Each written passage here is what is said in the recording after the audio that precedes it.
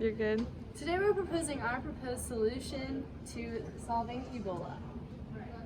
So in the Democratic Republic of the Congo, more than 12,000 orphans, as seen in this 2015 Guardian picture, have been left alone as their parents have died.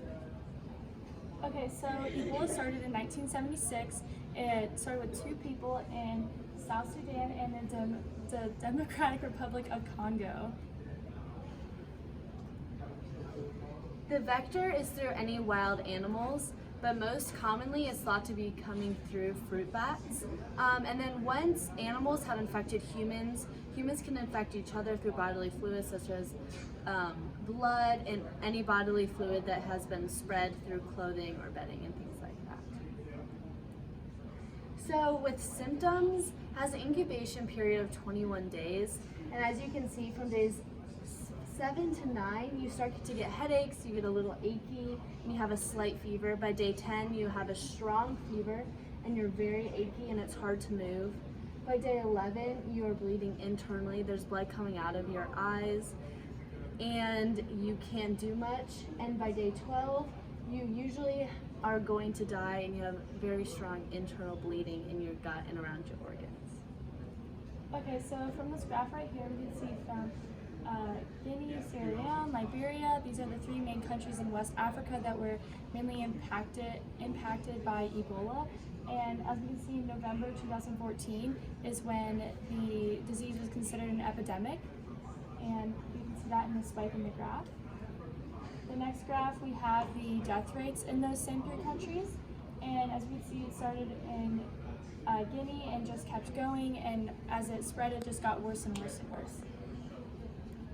The next graph, these are the graphs in the developing countries, and we have 2 underdeveloped countries, which are the Democratic Republic of Congo and Nigeria. And in these 2 countries, it is a very big impact, and it just keeps going up because they don't have the necessary supplies needed for them to cure the disease. Whereas in the developing countries, we have the necessary resources to treat the disease. So in these pictures, you can see the data that Allison was talking about in our past graph. In this picture, it's a picture of quarantines in Liberia. And in these places, they're putting all the people that they think could have Ebola, not necessarily have it.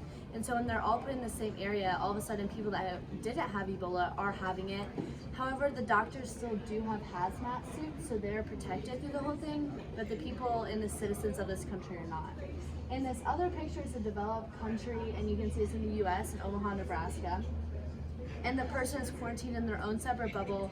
There are multiple doctors caring for just one patient, opposed to many patients with only one doctor in places in Africa, and they have a much higher survival rates than these developed nations. So as we see, this is a picture in an underdeveloped country, and in this picture, this person has very poor nutrition and they're malnutrition. And these people just don't have the necessary resources, and once they develop Ebola, they have a 50% fatality rate, so you have a 50-50 chance of basically dying from the disease, which is not good, and it's even higher for them for living in these underdeveloped countries. So there is not a cure to Ebola per se, but there is now a vaccine that was approved by the FDA in December 19th of 2019. It was tested multiple times in Guinea while their Ebola virus was coming out, and now it can be used, and many people are getting the vaccine. However, it costs $136, so a lot of African countries cannot pay for this. The other treatments, though, however, are making sure they have clean bedding and clean clothes that do not have the virus on them, as well as keeping people quarantined as to not infect other people, and treating the symptoms of Ebola as they come.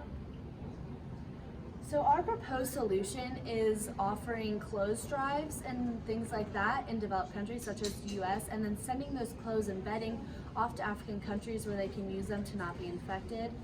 Also, we propose a solution in order to pay for the vaccines to bring them to these African countries. So there are 323,747 people in the Hamilton County District, and if they pay 42 cents, we can pay for 1,000 vaccines for these African countries, which obviously isn't enough, but if every single county in the entire US would pay the same amount as we do, we could pay for every single person in those African countries to have a vaccine, and hopefully the Ebola virus would tend to stop.